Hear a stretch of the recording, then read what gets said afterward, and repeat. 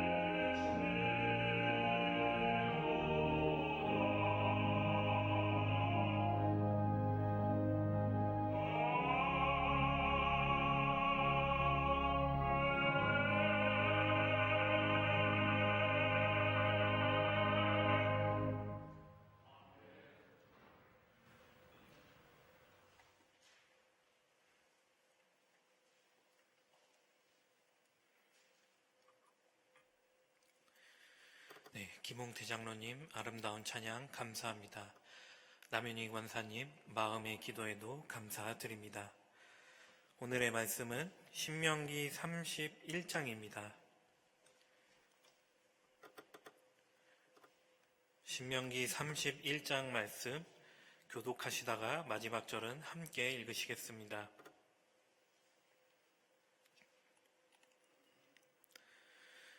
모세가 온 이스라엘 백성에게 계속하여 말하였다.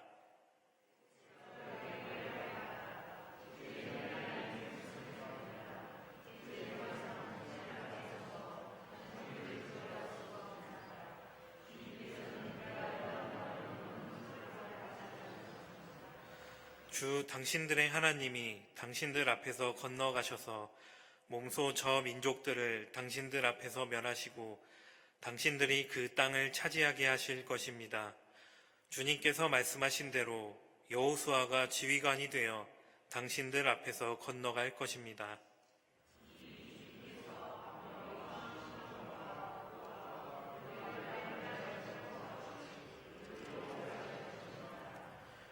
주님께서 그들을 당신들에게 넘겨주실 것입니다. 당신들은 내가 당신들에게 명한 대로 그들에게 하여야 합니다.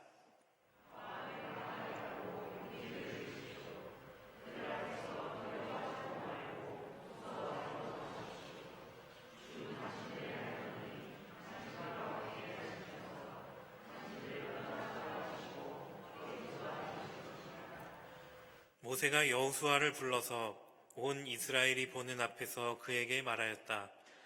그대는 마음을 강하게 하고 용기를 내시오.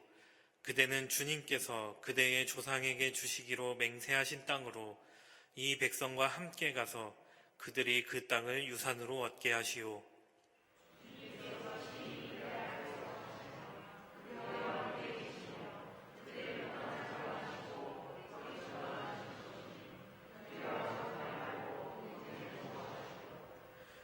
모세가 이 율법을 기록하여 주님의 언약궤를 매는 레위 자손 제사장들과 이스라엘의 모든 장로에게 주었다.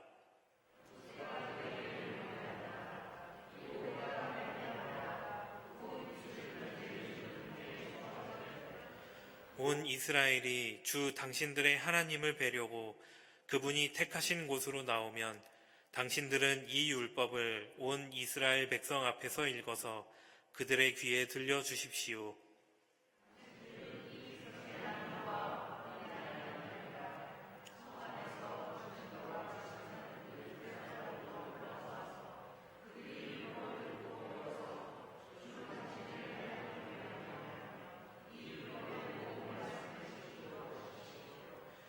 당신들이 요단강을 건너가서 차지하는 땅에 살게 될 때에 이 율법을 알지 못하는 당신들의 자손도 듣고 배워서 주 당신들의 하나님을 경외하게 하십시오.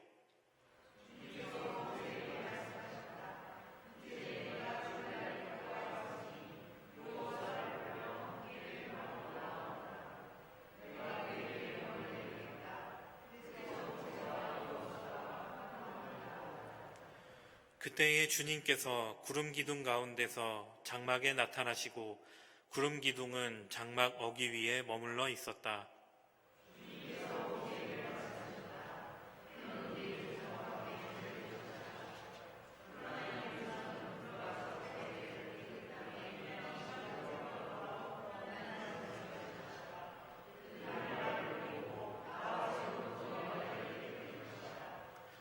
그날에 내가 그들에게 격렬하게 진노하여 그들을 버리고 내 얼굴을 그들에게서 숨길 것이다. 그래서 그들은 온갖 재앙과 고통이 덮치는 날 이렇게 말할 것이다. 우리 하나님이 우리 가운데 계시지 않기 때문에 이런 재앙이 덮치고 있다 하고 탄식할 것이다.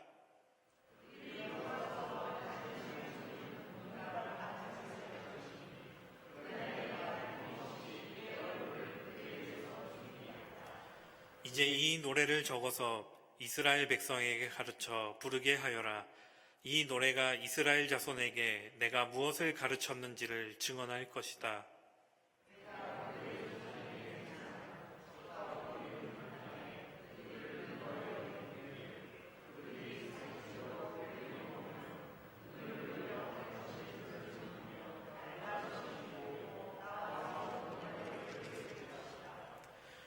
그리하여 그들이 온갖 재앙과 환난을 당하게 될 것이다.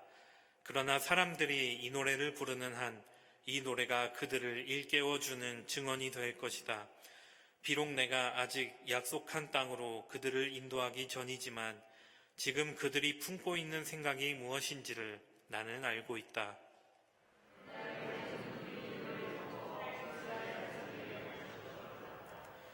주님께서 눈의 아들 여호수아에게 말씀하셨다.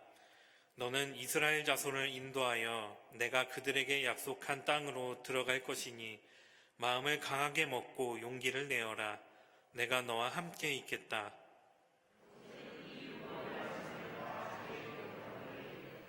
주의 언약궤를 맺는 레위 사람들에게 말하였다.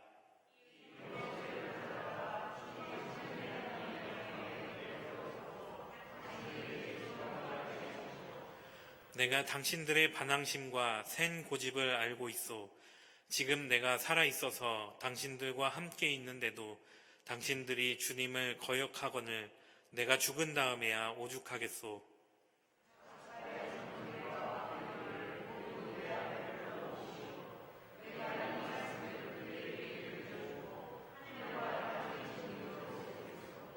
함께 읽겠습니다. 나는 압니다. 내가 죽은 뒤에 당신들은 스스로 부패하여 내가 지시하는 길에서 벗어날 것이요. 당신들이 주님 앞에서 악한 일을 하고 당신들이 손대는 온갖 일로 주님을 노엽게 하다가 마침내 훗날에 당신들이 재앙을 받게 될 것이요. 모세가 이스라엘 총회에 모인 모든 사람에게 이 노래를 끝까지 들려주었다. 아멘.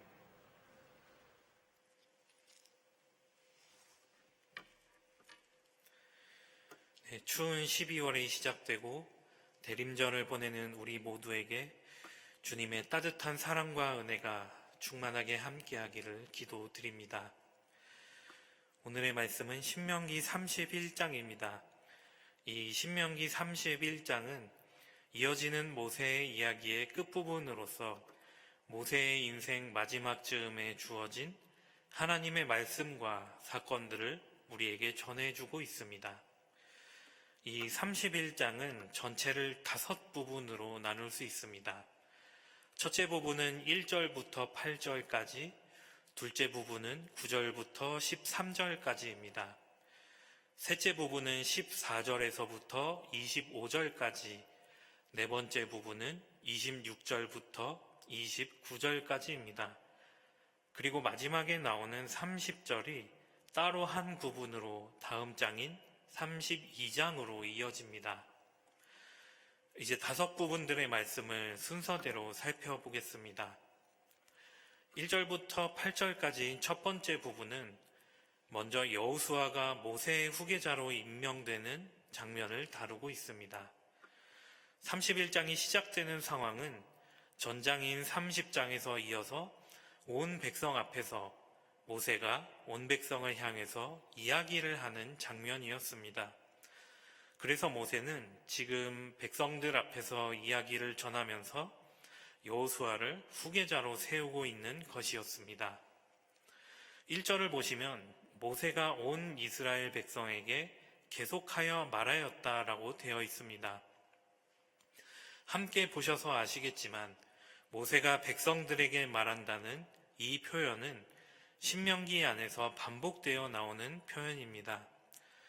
특히 하나의 내러티브라고 할 수 있는 1절의 이것은 신명기 1장에서 3장과 함께 지금 31장과 가까운 29장과 30장에 그리고 31장의 초반 내러티브를 이루고 있습니다. 즉 이 표현은 4장부터 이어진 언약 본문 자체를 감싸고 있는 언약의 서론과 결론 부분의 내러티브, 서사라고 하겠습니다. 2절에서 우리가 나이가 120살이라고 밝히고 있는 모세의 나이를 생각해 본다면 우리는 모세의 삶을 또한 돌이켜 볼 수 있습니다. 모세가 애굽에서 살인을 저지르고 도망친 후에 미디안 땅에서 피난처를 찾은 것이 모세의 나이 40세의 일이었습니다. 사도행전 7장의 말씀이 이를 증언하고 있고요. 후에 모세가 이스라엘 백성들을 이끌고 출애굽할 당시에 모세의 나이는 그로부터 40년이 지난 80세였습니다. 그리고 이제는 그 출애굽으로부터 광야 생활 40년이 지나서 120세가 모세는 되었습니다. 이 모세의 생애 주기 가운데서 처음 두 40년에는 탈출이 있었습니다. 모세는 개인의 목숨이 위험할 때에 광야로 탈출했고, 두 번째로 이스라엘이 고통받을 때에 함께 광야로 출애굽했습니다. 하지만 세 번째 40년인 120년이 된 지금 모세에게는 끝이 찾아오고 있었습니다. 모세는 이미 하나님께로부터 내가 주기로 한 그 땅으로 들어가지 못할 것이다 라고 민수기 20장에서부터 말씀을 들은 상태였습니다. 그러니 그런 확증 속에서 모세는 곧 죽을 것을 지금 이스라엘 백성에게 말하고 있었습니다. 3절을 보시면 신명기 전체에서 주님은 통치자이자 강력한 전사와 같이 표현된 것이 여기에서도 나타남을 알 수 있습니다. 앞으로 펼쳐질 정복전쟁은 하나님께서 하시는 하나님의 전쟁이었습니다. 따라서 인간적인 리더십이 일면 필요치 않아 보이지만 하나님께서는 실제로는 인간의 리더십을 통하여서 구체적으로는 그동안 모세를 통하여서 역사에 오셨습니다. 이제 모세가 죽음을 앞둔 지금 그 공백을 채우기 위해서는 새로운 지도자가 세워져야 했고, 오래전부터 모세를 도와온 여호수아가 이제 확실한 후계자로 선언을 받게 되었습니다. 여호수아가 그렇게 승계를 받고 이스라엘에게 앞으로 펼쳐질 정복전쟁은 이스라엘이 이미 아모리 족속에게 승리를 거둔 것과 같이 하나님께서 이끄시는 그런 승리가 될 것이었습니다. 그리고 그 승리는 또한 여호수아가 하나님께서 세우신 지도자라는 것을 더 확증시켜 줄 것이었습니다. 따라서 이제 승리가 있을 것이니 모세는 이스라엘 백성들에게 말하고 있었습니다. 마음을 강하게 하고 용기를 내십시오. 두려워하지도 말고 무서워하지도 마십시오. 이어서 모세는 같은 말을 여호수아에게도 해줍니다. 그대는 마음을 강하게 하고 용기를 내시오. 두려워하지도 말고 겁내지도 마시오. 이 구절들은 강하고 담대하라는 유명한 개역개정의 말씀으로도 알려져 있는데요. 여기에서 강하고는 히브리어 원형으로 하짜크로서 똑같이 강하게 하다라는 의미를 가지고 있습니다. 담대하다 또한 히브리어 원형은 아마츠로서 용기가 있다, 깨어있다 이런 의미를 가지고 있습니다. 그러니 강하게 있어라, 용기를 가져라. 하나님께서는 이스라엘 백성과 여호수아에게 직접 마음의 사기를 북돋아 주시고 계시다고 할 수 있겠습니다. 이어지는 9절에서 13절의 두 번째 부분은 율법에 대한 기탁, 율법에 대한 반복된 전승을 모세가 명령하는 내용입니다. 9절에서는 모세가 이 율법을 기록하여에서 이 율법이라고 되어 있는데요. 여기에서 이 율법이라고 표현된 바로 그 율법은 신명기 5장에서 26장, 넓게 보면 27장과 28장까지를 포함하는 바로 언약 본문을 뜻한다고 할 수 있겠습니다. 율법의 전문이나 프롤로그, 기탁에 대한 규정 같은 것들은 제외되고 여기에서 표현하고 있는 이 율법이라는 말은 율법의 일반 조항과 특별 조항을 특정지어서 가리키고 있다고 할 수 있겠습니다. 여기에서 모세는 지금 언약궤를 매는 레위 자손 제사장들과 이스라엘의 모든 장로에게 율법을 주고 있습니다. 이것은 먼저 이 율법, 즉 언약 문서들에 대한 공식적인 관리를 제사장들이 맡고 있음을 암시하고 있습니다. 또한 고대 근동에서는 계약이 있으면 계약을 맺은 당사자가 서로 합의한 문서의 사본을 각각 함께 보존해야 한다는 문화가 있었습니다. 이 점은 현대와 비슷한 것 같은데요. 그것을 나타내 주기도 하는 부분입니다. 이 언약 문서의 언약은 하나님과 사람 사이에 있는 것이니 사람, 그 중에서도 대표자인 제사장이 이 언약 문서를 받고 관리하는 것이 어쩌면 지극히 자연스러운 일이었을 것이라고 생각할 수 있습니다. 이어서 이 9절에서 표현하고 있는 것이 주님의 언약궤를 매는 레위 자손 제사장들인데요. 여기에서 레위 자손 앞에 굳이 언약궤를 적어 놓은 것은 뒤에 26절과 연결됩니다. 9절에서는 언약궤를 메고 관리하는 주체로서 레위 제사장들을 말하고 있다면 26절에서는 모세가 직접적으로 이 율법을 언약궤 옆에 두라고 명령하고 있습니다. 이 언약궤가 상징하는 것은 주님께서 자기 백성 가운데 다스리시는 분이라는 것, 즉 통치자로 계시며 임재하심을 나타내면서 상징하는 것이었습니다. 그러면서 언약궤는 십계명이 새겨진 돌판을 담는 용기로도 사용이 되었습니다. 바로 그 옆에 이 언약 문서가 놓이게 되는 것입니다.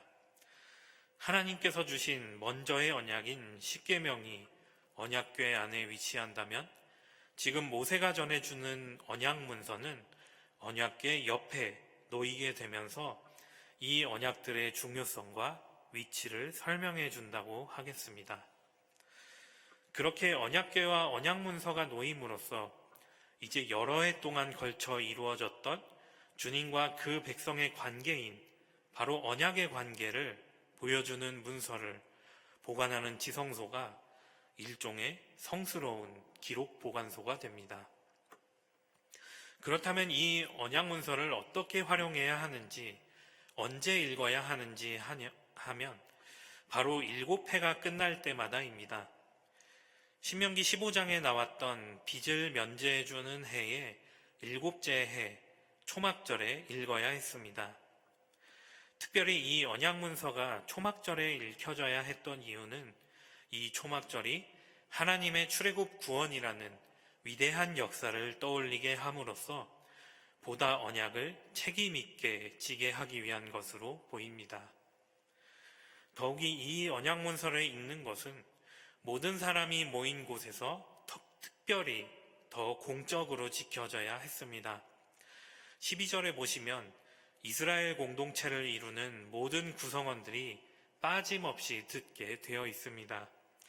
남녀와 어린아이만이 아니라 성 안에 함께 사는 외국인들까지 이 하나님과 그 백성 사이의 언약을 들어야 했습니다. 13절은 특히 앞으로 가게 될 약속의 땅에서도 계속해서 이 언약문서를 읽을 것을 명령하고 있습니다. 이것은 앞으로 일어날 세대교체에 따라서 교육과 언약 서약이 반복적으로 이루어져야 하기 때문이었습니다.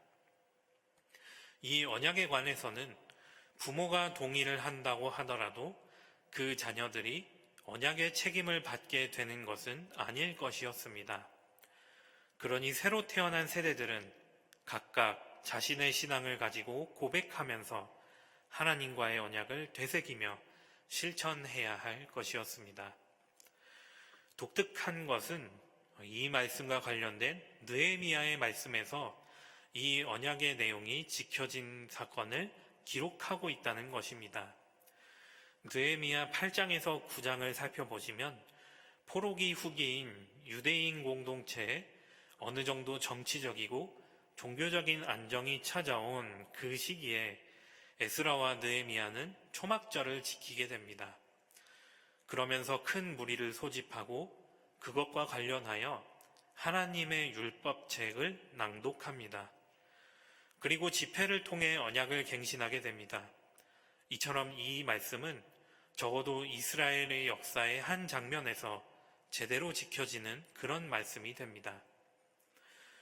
이어지는 31장의 세 번째 부분은 14절에서 25절까지로 주님께서 모세에게 하신 명령과 여호수아의 임명이 나타난 부분입니다.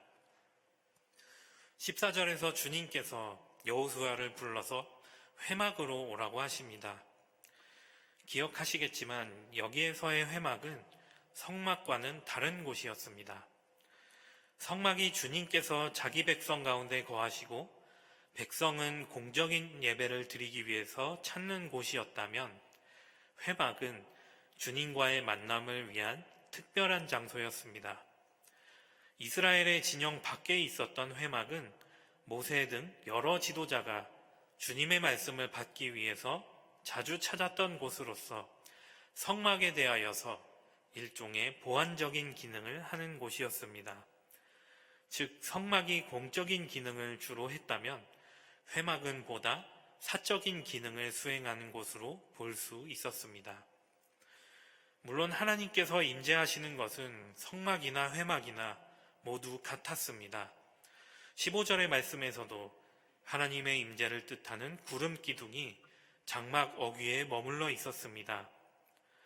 여기에서 하나님께서는 모세와 여호수아를 불러 말씀하셨지만 처음부터 위임이나 책임에 대해서 말씀하지 않으셨습니다. 하나님께서는 오히려 모세의 죽음과 그에 이은 이스라엘의 배도 그리고 심각한 심판을 초래할 이스라엘의 타락에 대하여 먼저 말씀하고 계셨습니다. 말씀과 같이 모세가 사망한 후에 이스라엘이 하나님 앞에서 무너질 가능성은 이미 앞부분인 신명기 4장이나 7장에서와 같이 예견된 바가 있었습니다. 구체적으로는 16절의 말씀과 같이 이 백성은 이방신들과 더불어 음란한 짓을 할 것이었습니다. 하나님을 버리고 하나님과의 언약을 깨뜨릴 것이었습니다. 여기에서 16절의 음란한 짓은 우상 숭배와 연결되어서 음행 또는 매춘의 의미를 가지고 있었습니다. 그러니 주님을 버리고 그들이 음행을 저지르며 다른 신을 받아들인다는 뜻을 가지고 있습니다. 17절에서 18절을 보시면 그러한 행동의 결과는 저주가 됩니다. 하나님께서 진노로 자기 백성을 버리시고 심판에 이르게 하실 것입니다. 큰 재앙과 고통이 그들을 덮칠 것이며 이스라엘은 그 재앙과 고통을 겪으며 그것이 어떤 것으로 인한 것인지 바로 자신들의 죄로 인한 것임을 비로소 인식할 수 있을 것입니다. 19절에 보시면 이제 하나님께서 노래를 지어 이스라엘 백성에게 부르게 하라고 하십니다. 여기에서의 노래에는 이어지는 32장에 나오는 노래가 될 것입니다. 중요한 것은 여기에서 말씀하고 있는 노래, 언약과 징벌에 대한 노래가 그 내용을 직접 적은 것은 모세였을 뿐 사실은 그 내용을 완성한 것은 이스라엘 회중이었다는 것입니다. 즉 이스라엘 회중의 타락과 역사가 이 노래의 계기이자 내용이 된 것입니다. 이제 그 노래는 이스라엘 스스로 맺은 언약 맹세와 그에 따라 스스로 불러들이게 된 심판들을 상기시켜주는 그런 역할을 하게 될 것입니다. 이어지는 31장의 네 번째 부분은 26절에서 29절까지로 율법책을 언약궤 옆에 둘 것을 명령하면서 지도자들이 앞으로 불순종하게 될 것을 말씀하는 부분입니다. 앞서 말씀드린 두 번째 부분에서 모세가 율법을 기록하고 이를 레위 사람에게 인도하여서 안전하게 보관하도록 한 이야기가 바로 여기에서 이어지고 있습니다. 여기에서도 26절에 이 율법책은 신명기 5장에서 26장을 가리키는 넓게 보면 27장과 28장까지도 포함하는 부분을 가리키는 전문적인 표현입니다. 신명기의 1장에서 4장과 29장에서 34장이 각각 언약 본문의 프롤로그와 에필로그라고 한다면 신명기 5장에서 28장까지는 약 28장까지는 언약에 대한 말 그대로 언약 본문인 것입니다. 여기에서 중요한 것은 이 문서의 기능이라고 할 수 있습니다. 이 율법책은 앞으로 언약의 증표로서 기능할 것입니다. 그리고 이스라엘 백성을 치는 증인의 역할을 하게 될 것입니다. 앞서 하나님께서 지으라고 말씀하신 노래와 같이 백성들이 하나님과의 사이에서 맹세하고 나서 받은 약속과 의무의 말이 그들의 순종이나 불순종을 판가름할 바로 그 증거가 될 것입니다. 그러므로 첫째로 하나님께서 지으라고 명하신 노래, 그리고 둘째로 모세가 언약궤 옆에 보관하라고 한 두루마리, 그 두 가지가 하나님의 심판 법정 안에서 두 명의 증인이 될 것입니다. 28절을 보시면 모세는 지금 당장 공동체의 지도자들이 모이도록 지시하고 있습니다. 그것은 이 언약 문서를 그들에게 들려주고 하늘과 땅을 증인으로 세우기 위함입니다. 이것이 의미하는 것은 맥락상으로 지금 모세가 장로들과 다른 고관들에게 언약에 대한 일종의 선택을 주고 있다는 것입니다. 이스라엘 지도자들이 언약을 수락할 것인지 맥락상으로 거절할 것인지 선택하도록 제안하고 있다는 것입니다. 이것이 주님과 이스라엘 지도자들 사이에 법적인 배경을 또한 이루게 되는데요. 그 법 중에서도 언약의 제재 부분, 백성의 언약 준수 여부에 따른 복과 저주를 말씀하고 있는 부분이 그 사이의 핵심이 될 것입니다. 29절을 보시면 모세는 이스라엘의 타락을 확신하고 있습니다. 심지어는 29절의 처음 부분과 같이 모세는 나는 압니다 이렇게 표현하고 있습니다. 그것은 하나님께서 이미 말씀하셨고 모세 자신이 보아온 것이 있기 때문이었습니다. 여기에서 모세는 당신들은 스스로 부패하여 라고 말하고 있는데요. 이 부패의 히브리어 뜻은 동사의 형태까지 고려한다면 완전히 썩다, 완전히 황폐하여 가다라는 뜻을 가지고 있습니다. 이러한 부패함, 완전한 썩음과 함께 모세가 그것을 안다라고 표현한 말이 앞으로 어떻게 될지 우리는 성경을 통해서 알고 있습니다. 이스라엘의 죄와 순환의 역사가 그들 앞에 펼쳐지게 될 것입니다. 마지막으로 다섯째 부분인 30절은 다음 장인 32장으로 이어지게 됩니다. 이제 이 31장을 보면서 우리의 신앙과 생각할 점에 대해서 나누고 말씀을 마치고자 합니다. 이 신명기 31장을 관통하는 주제는 이스라엘의 지도자로 승계를 받는 여호수아가 있습니다. 반면 한쪽으로는 언약 문서를 받아들이고 언약을 확정짓는 이스라엘과 함께 앞으로 하나님을 등지고 타락할 것에 대한 하나님과 모세의 강력한 확증과 경고의 말씀이 있습니다. 즉 하나님께서 언약 문서를 주시고 언약을 주시고는 이것을 지키라고 하셨는데 이스라엘 백성들이 언약을 지키지 않는 방향으로 나아가서 앞으로 징벌과 심판을 받게 된다는 내용입니다. 우리가 살펴보고 있는 이 신명기에 대하여서 지난번 시간에 신명기 역사가 있다고 말씀하신 것을 기억하실 것입니다. 이 신명기 역사에는 특징이 있습니다. 그것은 선과 악, 그리고 심판의 문제에 대하여 개인을 뛰어넘어서 세대를 뛰어넘어서 즉 공동체적이고 초세대적인 응보와 심판이 있다고 기본적으로는 여기는 것입니다. 여러분께서 들어보셨을 에스겔서에 아버지가 신 포도를 먹으면 아들의 이가 시다라는 이스라엘의 속담이 이 신명기 역사 관점을 기본적으로는 특징을 지어 나타내주는 말입니다. 이와 대비되는 것으로 역대기 역사의 관점이 있는데요.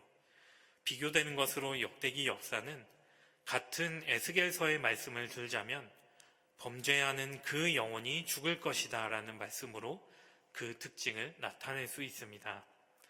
즉 역대기 역사는 선과 악 그리고 심판에 관하여서 개인적인 관점으로 더 해석하는 것이 역대기 역사입니다. 성경이 이렇듯 같은 선과 악, 심판이라는 주제에 대하여 다른 관점을 보여주는 것은 그만큼 현실은 복합적이고 다층적이어서 모호한 특징을 가지고 있기 때문일 것입니다. 그 어떤 사건도 하나의 생각이나 하나의 관점만으로 특징 지어질 수는 없고 그 안에 담겨 있는 수많은 요소들을 그리고 층들을 다양하게 또 신중히 살펴보아야 하는 것이 우리의 현실입니다. 한 가지 예로 들어 누군가 테이블 위에 있는 사과를 먹었다고 생각한다면 우리는 그 사과가 누구의 것인지, 그 사과가 왜 그곳에 놓여 있었으며 시간은 얼마나 지났는지, 먹은 사람은 누구이며 얼마나 먹었는지, 어떤 이유로 어떤 맥락에서 그 사과를 먹었는지 등을 알아야 그 사건에 대한 진실에 접근할 수 있을 것입니다. 그리고 누구의 행위가 어떻게 옳았고 그른 것이었는지, 어떻게 좋고 어떻게 얼마나 나쁜 행위였는지를 가늠할 수 있을 것이었습니다. 복잡한 현실의 층들을 모두 고려해야 사과 사건에 대한 해석이 이루어질 수 있는 것입니다. 반면에 실제의 현실에서는 보다 명확한 현실들도 있습니다. 제가 생각하는 것은 이 지구라는 행성을 살아가는 우리에게 있어 환경의 문제가 그렇습니다. 당장 우리 앞에 놓인 뜨거운 불과 같은 이 환경 문제를 일으키는 원인의 대부분은 선진국이라고 그리고 강대국이라고 불리는 나라들이라고 할 수 있습니다. 하지만 그 피해를 보는 것은 나라를 가리지 않습니다.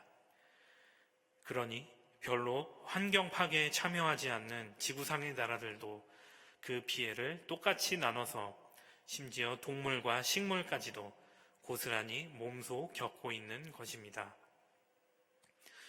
저는 선과 악, 그리고 율법과 행동이라는 관점에서 바로 이러한 지점이 우리가 행동해야 하는 지점이라고 믿습니다. 현실의 모호함을 뛰어넘어서 명백하게 신음하는 사람들이 있는 곳, 현실의 불명확함을 뛰어넘어서 분명한 목소리로 탄식하는 사람들이 있는 곳, 그곳에 우리의 선한 행위가, 그곳에 우리의 선함이 가서 닿아야 합니다. 오늘의 말씀 속에서는 하나님께서는 이스라엘 백성과 여호수아에게 말씀하셨습니다. 마음을 강하게 하고 용기를 내어라. 강하고 담대하라. 하나님과의 언약을 지키며 약속의 땅으로 나아가는 것이 이스라엘을 향한 하나님의 뜻이었다면 오늘을 사는 우리에게 하나님의 뜻은 똑같이 하나님과의 언약을 지키면서도 하나님의 나라로 나아가는 것입니다. 선으로 가득한 나라, 하나님의 뜻으로 가득한 나라, 하나님의 뜻이 그대로 하나님의 선하심이 온전히 이루어지는 나라, 그곳으로 나아가는 것입니다. 그것에 이 말씀이 필요한 것입니다. 마음을 강하게 하고 용기를 내어라. 우리는 선을 위하여 그렇게 해야 할 것입니다. 당연히 그것에는 어려움이 있습니다. 언제나 선을 추구하고 언제나 선을 행하는 일은 주님께서 말씀하셨듯이 좁은 문으로 들어가는 일이 될 것입니다. 오늘의 말씀과 앞으로의 이스라엘 역사가 그렇듯이 악을 행하는 데에는 나태함과 교만함이면 충분하지만 선을 행하는 데에는 비좁은 길로 불편하게 가는 발걸음이 있어야 합니다. 그 길에는 갈등도 있습니다. 선을 향하는 중에는 이스라엘이 겪은 것과 같이 이스라엘의 미래와 같이 하나님의 것이 아닌 번쩍번쩍해 보이는 다른 가치들을 향한 타락의 길도 놓여 있고 나의 욕심과 유익을 쫓아서 하나님께 등을 돌리는 배반의 길도 놓여 있습니다. 또한 그런 외적인 요소뿐만이 아니라 마음의 약함의 문제도 있습니다. 열심히 노력했는데도 달라지지 않는 현실에 낙심될 수도 있고 선을 행하기에는 나의 삶이 너무 아프고 고달파서 미처 거기까지 가지 못할 수도 있습니다. 하지만 여러분, 오늘의 말씀과 같이 마음을 강하게 하고 용기를 내기 원합니다. 하나님은 우리의 필요를 아시고 우리가 선을 행할 수 있도록 우리를 채워주실 것입니다. 이 광야의 세월 동안 만나와 메추라기, 구름 기둥과 불 기둥으로 이스라엘의 필요를 먹이시며 인도하신 하나님께서 우리의 인생도 아시고 우리에게 족한 은혜를 베푸실 것입니다. 하나님의 은혜는 우리에게 족하게 주어집니다. 우리가 해야 할 것은 강하게 존재하고 용기를 내어서 선을 행하는 것입니다. 사랑하는 여러분, 주님의 은혜가 우리에게 족합니다. 그러니 선을 행하시기 바랍니다. 주님의 은혜가 나에게 있습니다. 주님께서 채워주신 삶이 우리에게 있습니다. 그러니 하나님과의 언약을 선택해야 합니다. 우리는 강하고 담대하여서 선을 행해야 합니다. 필요한 것은 이미 우리에게 갖추어져 있습니다. 그것을 믿고 용기를 내어서 선을 향한 하나님 나라의 길로 나의 발걸음을 한 발씩 한 발씩 내딛어야 합니다. 바로 그럴 때에 우리의 걸음을 통하여 이 세상의 선이, 주님의 말씀이, 하나님 나라가 이루어질 줄을 믿습니다. 그러한 우리가 또한 그러한 세상이 우리가 사는 세상이 될 수 있기를 주님의 이름으로 기도드립니다. 함께 기도하시겠습니다.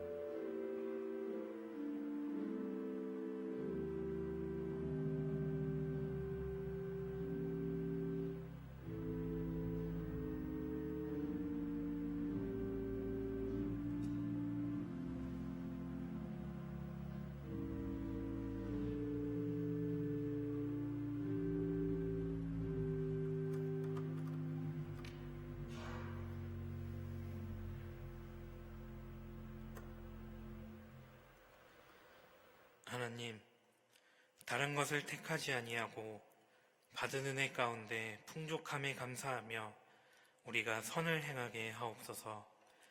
강하고 담대하여 좁은 길로 걸으며 주님 안에서 기쁨을 누리는 우리가 되게 하여 주옵소서.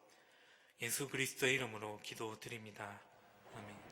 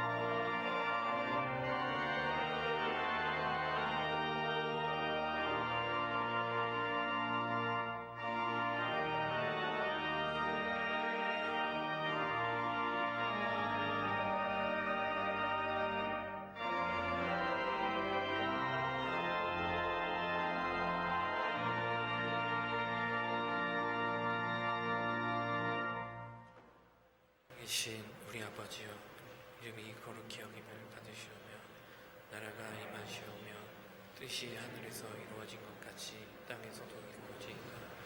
오늘 우리에게 일용할 음식을 주시옵소서.